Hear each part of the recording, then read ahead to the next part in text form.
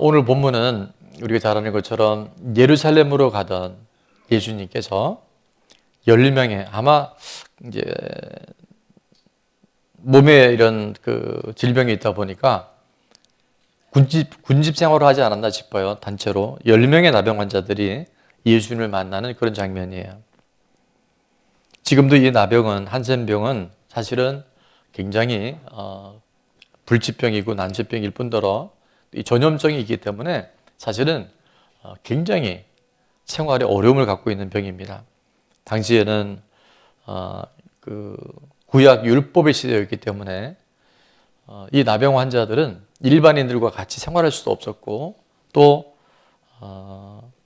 나병 환자들이 건강한 사람들에게 같이 올 때는 멀리서 자기 자신의 신분을 밝혀야 되는, 그래서 어떻게 보면 너무나 비참하고 또 소외되어 있고 정상적인 생활이 어려운 분들이 바로 이분들의 삶이었었어요. 지금도 만만치 않았는데 그 당시에는 얼마나 힘들었겠습니까? 가족들과도 만날 수 없고 버림받은 인생, 마치 저주받은 인생과 같은 그런 삶을 살던 그들이 드디어 누구를 만나요? 예수님의 소문을 듣고 예수님을 만납니다. 그리고 그들이 어떤 일이 있었냐? 오늘 본문에 보니까 깨끗하게 치유함을 받습니다. 그래서 예수님을 만나면 모든 것이 치료됩니다. 예수님을 만나면 모든 것이 끝나는 것입니다. 자, 우리 한번 선포해 볼까요? 시작. 예수님을 만나면 모든 것이 치료됩니다. 예수님을 만나면 끝나는 것입니다. 자, 여러분은 이미 끝난 인생이에요. 예수님을 만나면 인생의 모든 상황들이 종료되어지고 새 일을 행하시는 하나님, 새 일을 준비하신 하나님을 우리는 경험하게 됩니다. 그래서 저는 오늘 본문 안에 똑같은 믿음인데, 그 믿음이 이제 주님이 칭찬하시고 주님이 인정하시고 구원받는 믿음은 어떤 믿음일까? 자, 첫 번째입니다. 간구하는 믿음이에요. 간구하는 믿음. 우리 13절 말씀해 보니까 한번 같이 읽어볼까요? 시작. 소리를 높여 이르되 예수 선생님이여 우리를 불쌍히 여기소서 하거늘. 여러분이 나병 환자들과 같은 절박함, 정말 인생에 더 이상 추락할 곳이 없는 그 간절함, 인간의 어떤 노력이나 방법도 해결할 수 없는 그런 문제들이 우리 인생에 있을 수 있어요. 오늘 이 추수감사절이지만 예배하는 우리들 중에도요, 겉으로는 표현하지 않고 있는데 이토록 절망적이고 또 내일과 미래에 대한 보장이 없는 그런 삶들이 있을 수 있습니다. 자, 그 한계 상황에서 사람이 할 수 있는, 우리가 할 수 있는 최선의 방법은 바로 우리가 부르짖는 거예요. 기도하는 거예요. 간절하게 호소하는 거예요. 이 땅에 살아가는 동안 누구도 피해갈 수 없는 이 절박함의 문제, 위기의 문제 앞에서 우리가 첫 번째 할 수 있는 것은 바로 우리를 불쌍히 여기소서. 우리를 불쌍히 여기소서. 그들에게 첫 번째 있었던 가장 큰 변화는 뭐냐면 예수님을 주님이라고 대하지 않고 예수 선생님이요 이렇게 얘기를 해요. 그러니까 그들이 별로 믿음이 없었던 것 같아요. 그러나 그럼에도 불구하고 그들이 부르짖어 기도할 때 주님은 들으시고 그 기도에 응답하신 줄로 믿습니다. 지금은 은퇴하신 목사님인데 이 목사님이 이제 목회를 하시면서 사모님이 늘 남편 목사님을 위해서 기도할 때 그렇게 기도를 했대요. 특별한 기도 제목이 있는 게 아니고 우리 남편 목사님을 불쌍히 여겨주소서. 불쌍히 여겨주옵소서. 근데 그 기도를 듣는데 처음에는 그게 뭔가 모르게 좀 불편하더랍니다. 아니, 기도 제목도 많고 표현이 많을 텐데 왜 자꾸 나한테 불쌍히 여겨달라고, 내가 뭘 그렇게 좀 부족한 게 많나? 긍휼히 여겨주옵소서 이렇게 기도하는데, 이제 목회를 다 마무리하면서 세월이 지나고 보니까 그때 그 사모님의 우리 남편 목사님 불쌍히 여겨주옵소서, 긍휼히 여겨주옵소서 그 기도가 오늘 이 목회를 잘 마무리하고 하나님의 사명을 감당할 수 있었다라고 고백을 하시더라고요. 여러분, 우리가 할 수 있는 기도의 최고의 무기는 뭐냐면 오늘 이들처럼 불쌍히 여겨주옵소서, 긍휼히 여겨주옵소서. 신약 성경에는 불쌍히 여겨달라는 표현이 한 16번 정도 나오는데요. 그 중에 선한 사마리아 사람을 빼놓고는 그 비유기 때문에 15번이 다 응답을 받아요. 그래서 저는 오늘 이 추수감사절에 여러분의 기도의 강력한 무기 하나를 소개해 드릴 텐데, 그게 뭐냐면 모든 기도의 시작을 불쌍히 여겨주옵소서라고 여러분 시작해 보세요. 불쌍히 여겨주옵소서. 내가 마음이 많이 힘듭니다. 주여 나를 불쌍히 여겨주옵소서. 우리 가정에 이런 아픔이 있습니다. 주여 나를 불쌍히 여겨주옵소서. 우리 자녀가 방황하고 있습니다. 주여 우리를 불쌍히 여겨주옵소서. 우리가 재정에 어려움을 겪고 있습니다. 여러분 안에 많은 문제들이 있을 수 있는데 다른 어떤 기도에 여러분 이 표현을 흐트러치지 마시고 어떻게 기도하라고요? 불쌍히 여겨주옵소서. 햇세대로 가는 하나님의 긍휼과 인애와 자비가 임하면 기도는 응답되게 된 줄로 믿습니다. 자, 두 번째 어떤 믿음이 있냐면 구원 얻는 믿음에 바로 순종하는 믿음이에요. 오늘 14절 말씀 한번 다 같이 읽어보겠습니다. 시작. 보시고 이르시되 가서 제사장들에게 너희 몸을 보이라 하셨더니 그들이 가다가 깨끗함을 받은지라. 아멘. 지금도 보면 그들이 그렇게 불쌍히 여겨달라고 기도했었을 때 예수님은 그 기도를 어떻게 해요? 보시고라고 말씀하세요. 이거는 들으시고를 넘어서 그 모든 상황들을 다 아시고 다 헤아리시고 다 보고 계세요.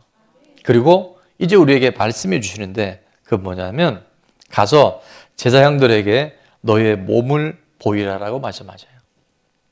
여러분, 이것이 왜 지금 우리가 볼 때는 아무것도 아닌 일 같은데 이것이 굉장히 위험한 일이냐 하면 당시의 율법으로 나병 환자가 건강한 사람들에게 그냥 간다고 하는 것은 그 당시 율법은 돌로 쳐 죽이게끔 돼 있었다는 거예요.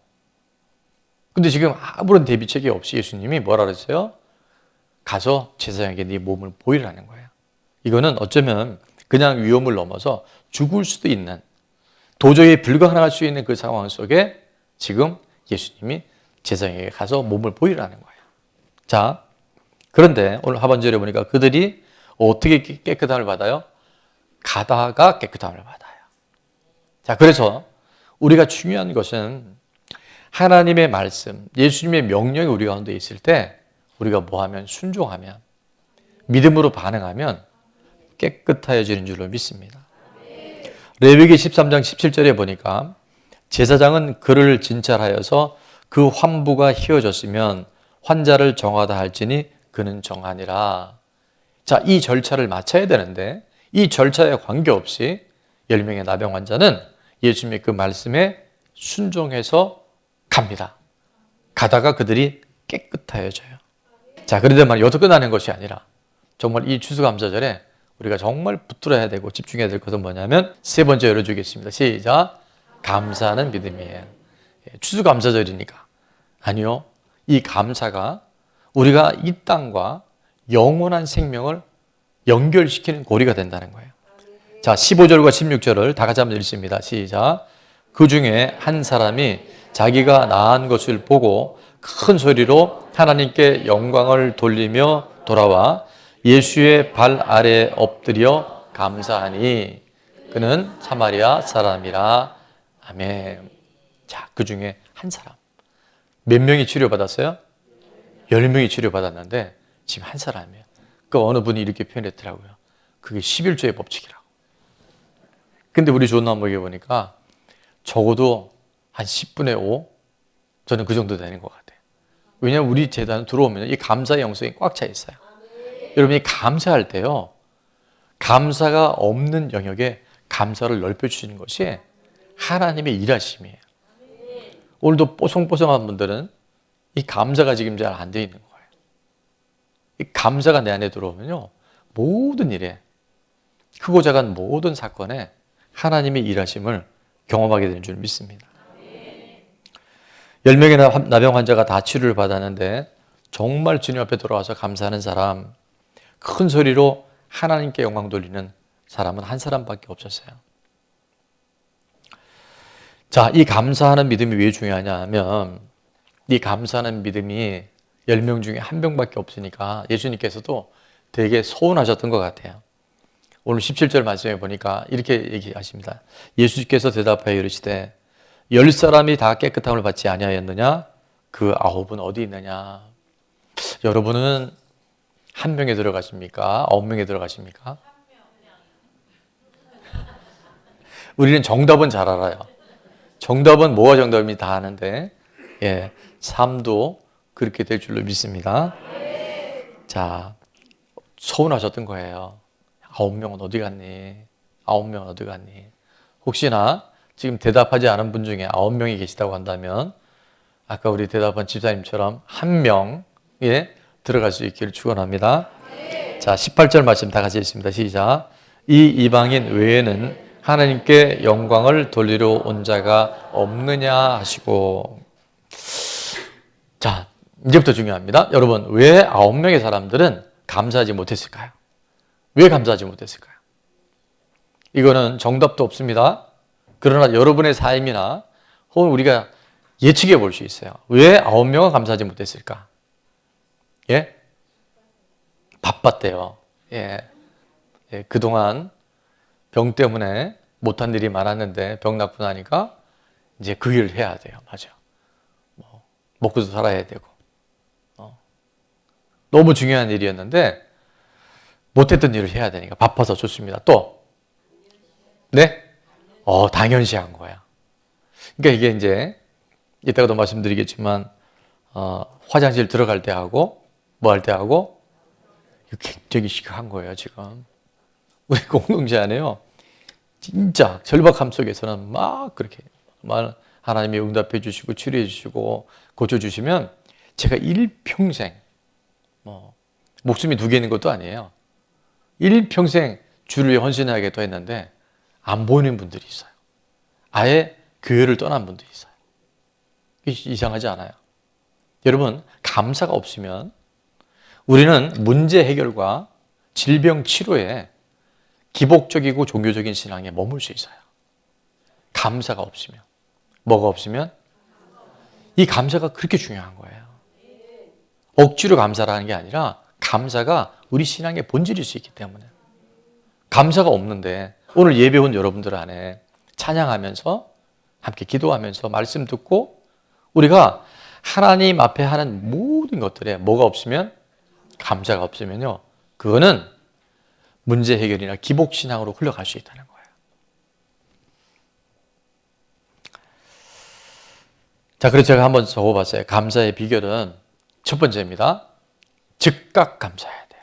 감사를 미루면 안 돼요. 그게 제일 좋은 거는요, 자꾸 기록해 보세요. 그리고 저희가 의지적이지만 저도 매주마다 감사 선포식 하는 게 말씀드렸잖아요. 이게 저도 어색해요. 우리 새 가족들이 많이 오시기 때문에 좀 목사는 아침에 써서 저 뭐 하는 거야? 이렇게 뻘쭘하게 보시는 분들이 많아요. 그러나 이 연사 끝까지 지난해도 올해도 지금 앞에 생각만큼 많은 분들이 참여하지는 않았지만 또 기대한 것보단 또 많은 분들이 참여하고 계세요.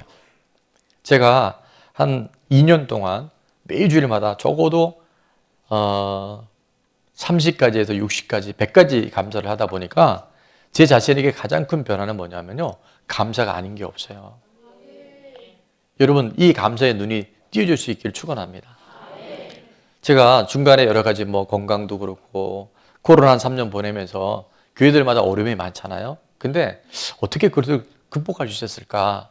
그것을 어떻게 이겨낼 수 있었을까? 뭐의 힘일까요? 감사의 힘이에요. 얼마 전에 우리 초등학생 중심으로 뇌파 검사를 한번 해봤는데 한 2달, 석 달 동안 우리 좋은나무교회 다음 세대들에게 뇌파 검사를 해봤던 그 센터장이 뭐냐면 정말 좋은나무교회는 뇌가요. 뭐가? 뇌가 매우 안정적이래요. 근데 그 이유가 뭐냐면 감사하기 때문에. 감사하면요, 뇌가 우리 안에 여러 가지 요소로 흔들릴 수 있는데요. 굉장히 편안하고 건강한 뇌파가 나와요. 그러니까 뇌가 건강하면요. 삶의 질이 건강해지는 거예요. 그래서 감사는 어떻게 된다? 즉각 감사해야 돼요. 그래서 자꾸 적어보세요. 여러분이 기록할 때 이게 감사여서 저도 지금 보니까 큰 감사들이 많이 있지만 오늘 아침에 지금까지 생활하면서 작은 것들인데 말씀을 다 준비하고 원고를 다시 읽는데 제가 은혜를 받는 거예요. 목회자가 자기가 설교하고 자기 설교 들으면 되게 쑥스러워요. 근데 감사가 체질화되면요. 작은 것에서 정말 하나님의 감사를 보게 하셔요. 할렐루야. 그래서 감사는 즉각 감사예요. 두 번째는 뭐냐면 아까 여러분 얘기하신 것처럼 당연시하지 않는 것이 감사예요. 당연시하지 않는 것. 감사는 당연시하지 않는 것입니다. 그런 사람에게 끊임없는 감사가 주어지게 되는 줄 믿습니다. 세 번째는 겸손한 감사였어요. 여러분, 감사를 왜 못하나 봤더니요. 본인은 자격이 있다고 생각하는 사람이 많아요. 그는 사마리아 사람이었고 이방인이었는데 자격 없는 내게 유대인이 9명이나 있었거든요. 근데 그들은 감사하지 못해요. 나 같은 게 뭐라고. 옆에 분에게 이렇게 인사합니다. 나 같은 게 뭐라고. 그 하나님의 아들이 십자가에 달려 돌아가시고 나 같은 게 뭐라고. 그분이 부활하셔서 나를 살려주시고 내가 하나님의 자녀가 될 수 있던 거. 오늘 드린 찬양처럼 복음을 전하고 복음을 들을 수 있는 거. 이게요. 겸손한 사람에게 주는 감사예요. 결국 교만하면 내가 잘났고 똑똑하면요. 감사가 잘 안 돼요. 아는 사역자 한 분이 그런 얘기 하는데요. 저도 굉장히 많이 공감이 돼요. 다리가 굉장히 많이 훼손이 돼서 고통을 겪는 한 분이 계셨는데 정말 1년여 동안 기도하는 동안 치료가 된 거예요. 그래서 이제 본인 발로 다른 어떤 보조기구 없이 건강하게 걸을 수 있게 된 거예요. 근데 그러고 나니까 어떤 일이 일어났느냐. 주일날 예배를 안 나오고 운동하러 가더래요. 그래서 고민이 돼요. 앞으로 환자들을 위해서 기도를 해줘야 될지 아니면 그냥 좀 아프더라도 주일 성수할 수 있게 내버려둬야 될지. 치료보다 중요한 것, 회복보다 중요한 것, 응답보다 중요한 것은 믿음 안에서 하나님과 하나가 되는 줄 믿습니다. 간구하는 믿음, 순종하는 믿음 매우 중요하지만 이제 우리가 2024년 새로운 도약을 눈앞에 두고 정말 삶에 감사하는 믿음으로 이어질 수 있기를 축원합니다. 나사로가 죽었지만 3일 만에 다시 살아났어요. 근데 나사로가 어떻게 됐을까요? 또 죽었어요. 여러분, 문제는 해결되면 또 문제가 옵니다. 우리가 질병이 오잖아요. 또 다른 질병이 또 찾아올 수 있어요. 그런데 감사하잖아요. 그러면 어떤 인생의 문제도 질병도 위기도 고난도 우리는 하나님의 도우심을 따라서 하나님의 능력으로 그 모든 것을 다 극복하게 됩니다. 그러면서 진정한 치유와 회복은 바로 하나님과의 관계 회복, 영혼 구원과 직결되어야 합니다. 19절 말씀해 보니까 그 한 사람, 사마리아 한 사람을 향해서 예수님께 이렇게 말씀하셨어요. 자, 한번 다 같이 선포합니다. 시작. 그에게 이르시되 일어나 가라. 내 믿음이 너를 구원하였느니라 하시더라. 아멘. 그 감사하는 믿음.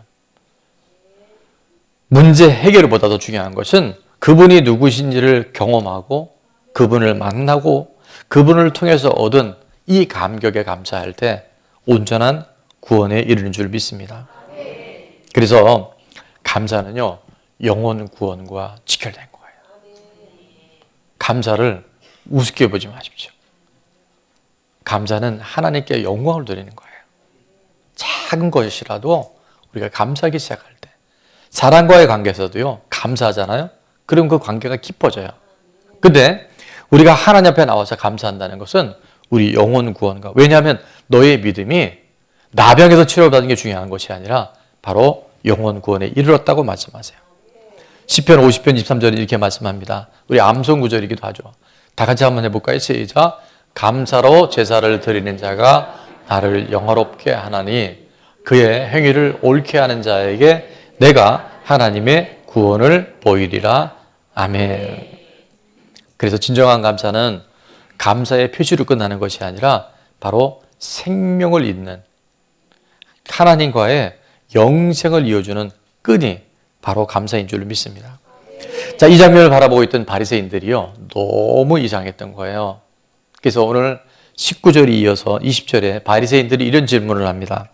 바리새인들이 하나님의 나라가 어느 때 임하나이까 묻거늘 예수께서 대답하여 이르시되 하나님의 나라는 볼 수 있게 임하는 것이 아니요. 자, 21절 다 같이 한번 볼게요. 시작. 또 여기 있다 저기 있다고도 못하리니 하나님의 나라는 너희 안에 있느니라. 아멘. 그래서 여기 하나님의 나라가 우리 안에 있다는 것은 첫째 우리 심령 안에 있다는 거고요. 또 하나는 이 관계 안에 있어요. 관계 안에.